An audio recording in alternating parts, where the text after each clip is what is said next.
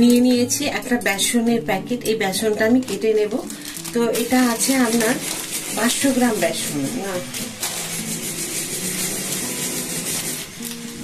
হ্যাঁ 500 গ্রাম বেসন আছে। এই 500 গ্রাম বেসন দিয়ে আজকে আমি পুরো করবো। আমরা প্রতিদিন করতে বড্ড মানে বিরক্ত লাগে, একবারে একটু বেশি করে রেখে দিই। তো সেই জন্য আমি আজকে 500 গ্রাম বেসনের করবো।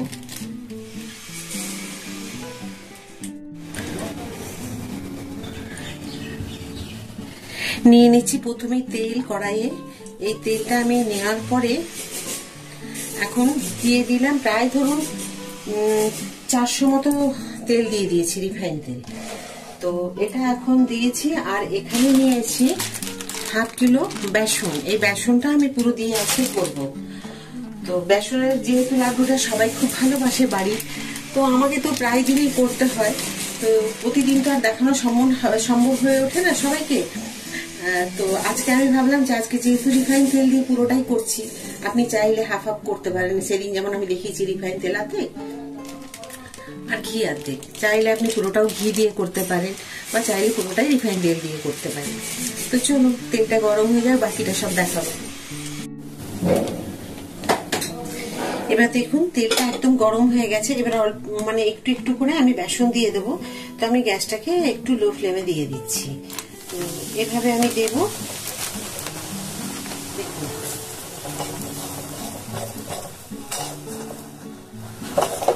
একদম আপনাকে ফ্লেমটাকে একদম কমিয়ে দিতে হবে।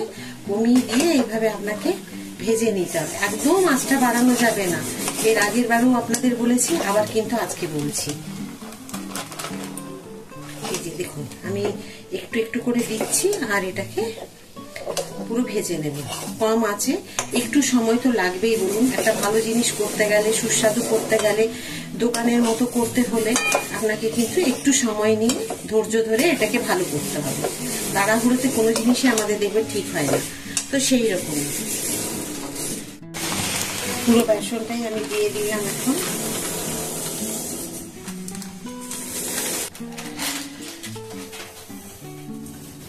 এবার আমি একটু আস্তে আস্তে করে এটাকে কম আঁচের মধ্যে মানে একদম লো ফ্লেমে আমি এটাকে ভেজে নেব, যেমন করেছিলাম গতবারে ঠিক তাই। এবারে আমি একদম রিফাইন তেল দিয়ে দেখাচ্ছি। এলাচের গুঁড়ো আপনারা যদি দেন একটুখানি দিয়ে দেন তো ভালো হয়, একটু ফ্লেভারের জন্য। আর যদি মন চায় যে না আমি এলাচ নেই, আমি দেবো না বাড়িতে, ঠিক আছে, কোনো ব্যাপার না, আপনি এমনিই করুন। নর্মাল করে দিলেও এর স্বাদটা কিন্তু কোনো রকমের খারাপ হয় না। তো এইভাবেই আপনি নর্মাল এভাবে কম ভাবে ভেজে নিয়ে আস্তে আস্তে করতে থাকুন। তো চলুন আমি সব মিশিয়ে নিই।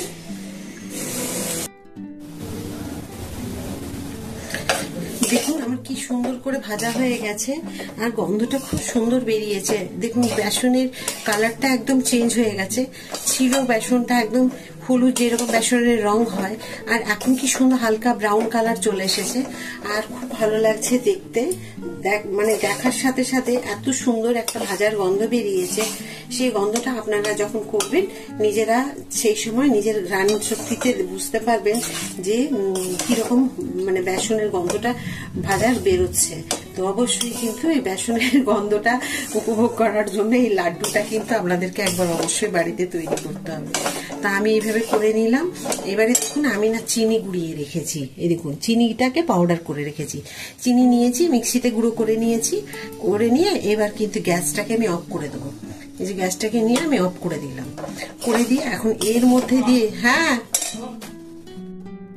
তো এই চিনির যে আমি পাউডার করে রেখেছি, চিনির পাউডারটা এখন এই গরম বেসনের মধ্যে আমি মিশিয়ে দেবো। তাহলে কি হবে, চিনির এই পাউডারটা পুরো এর সাথে মিশে যাবে আর বানতে এই লাড্ডুটা মানে তৈরি করা গোল করে মুঠো করার জন্য খুব সুবিধে হবে। তো সেটা আপনাদেরকে করতে হবে। আমি এভাবে করে দিচ্ছি। দেখুন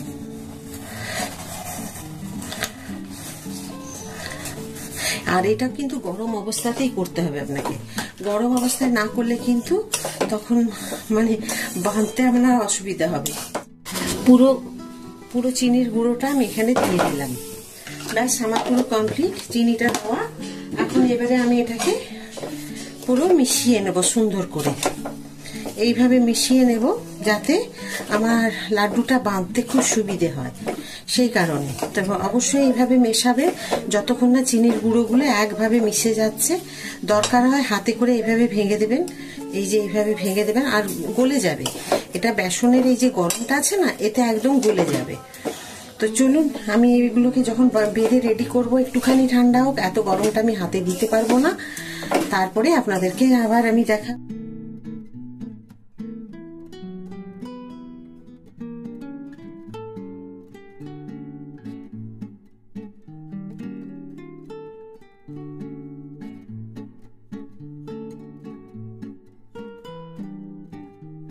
কিছু আমি লাড্ডু পাকিয়ে নিলাম হাতে, দেখলেন এই গোল গোল করে, আর কিছুটা দিয়েছি একটা গোল স্টিলের থালার মধ্যে।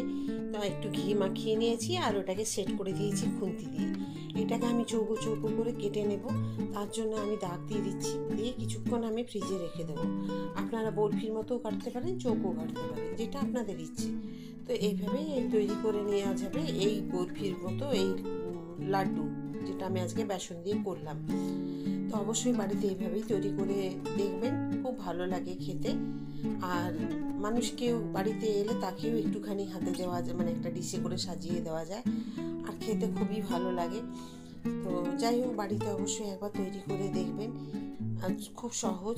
আর কেমন হলো সেটাও আমাকে জানাবেন। বাড়িতে তৈরি করা যে খুব সহজ, কাজু কিশমিশ অনেক কিছু ব্যাপার থাকে, হয়তো মানুষ ভাবে এত খরচ করব না, কিন্তু প্রতিদিনের আমাদের মানুষের যদি খাওয়ার ইচ্ছে থাকে এইভাবেও করে নিতে পারে। কারণ বাচ্চারা থাকে অনেক সময় বায়না করে মিষ্টি খাওয়ার জন্য, এইভাবেও কিন্তু তাদেরকে বাচ্চাদেরকে ভোলানো যায় মিষ্টি দিয়ে।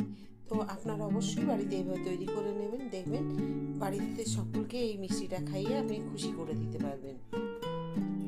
তো এইভাবে কি করে আমি করলাম সমস্ত তো আপনাদের আজকে আমি দেখালাম, যে কতটাই সহজ এই মিষ্টিটা করা। এই শনপাপড়ির মতো শেপ দিলাম আমি, আর দেখুন দেখতে কি সুন্দর হয়েছে, ভেঙে দেখাচ্ছি আপনাদেরকে। আর ভীষণ নরম হয়েছে, খেতেও খুব ভালো হবে। তো দেখুন, আমি এইটা থালার মধ্যে একটা দিয়েছিলাম, করে নিয়েছি কালাকাঁদের মতো শেপগুলোকে। আর কালাকাঁদের মতো শেপ দিয়েছি বলে স্বাদটা পাল্টে যাবে তা নয়, শুধু লাড্ডু সবসময় আপনারা দেখে থাকেন যে লাড্ডুর মতো হয়েছে। তো এইরকম শেপ তো সবসময় দোকানে দেখতে পান, কিন্তু এইগুলো দেখবেন একমাত্র শনপাপড়িতেই দেখা যায় কালাকাঁদ এইগুলোতে। তো আপনারা ইচ্ছে করলে কালাকাঁদের মতো এইভাবে কেটে নিতে পারেন, বা বরফির মতো কাটতে পারবেন, বা যে অ্যালুমিনিয়াম ফয়েল যেগুলো হয় রাংতা, সেগুলো এর মধ্যে ওপরের থেকে দিয়ে দিতে পারবেন গোল করে বা চৌকো করে, যেমন সে থালার মধ্যে আপনারা ঢালবেন। তো আমি থালাতেই সবসময়, মানুষের সবসময় সব জিনিসটা বাড়িতে রেডি থাকে না, তার জন্য কি হলো, বাড়ি থেকে থালা তো থাকেই, ছোট ছোট ডিশ থালা এগুলো থাকে, এর মধ্যে দিয়েও আপনারা করতে পারবেন। তো আজকে আমি তেল দিয়ে পুরো সম্পূর্ণ ভিডিওটা দেখালাম, কোনো রকম কাজু কিশমিশ কিচ্ছু দিইনি, নর্মাল সবসময় বাড়িতে আমরা যাতে তৈরি করে খেতে পারি সেই রকমভাবেই আমি দেখালাম। প্রত্যেকেই যাতে সুবিধে মতো করে, নিজেদের সুবিধে মতো করে বাড়িতে তৈরি করে খেতে পারে সেই চিন্তা করেই আমি আজকে এই ভিডিওটা করেছি। তবে আজকের আমার এই লাড্ডু বা এই কালাকাঁদের মতো যে লাড্ডুর শেপটা দিয়েছি, তো এই মিষ্টির শেপটা আমি দিয়েছি, যদি আজকে ভালো লাগে আপনাদের ভিডিওটা অবশ্যই একটা লাইক করে দেবেন, সাবস্ক্রাইব করতে ভুলবেন না। সব সময় যেমন আপনারা আমার সাথে থাকেন সেরকম সাথে থাকবেন। আবার একটা নতুন ভিডিও নিয়ে আপনাদের কাছে আমি চলে আসব। সবাই ভালো থাকুন, সুস্থ থাকুন, এই বলে আজকের ভিডিওটা আমি শেষ করছি।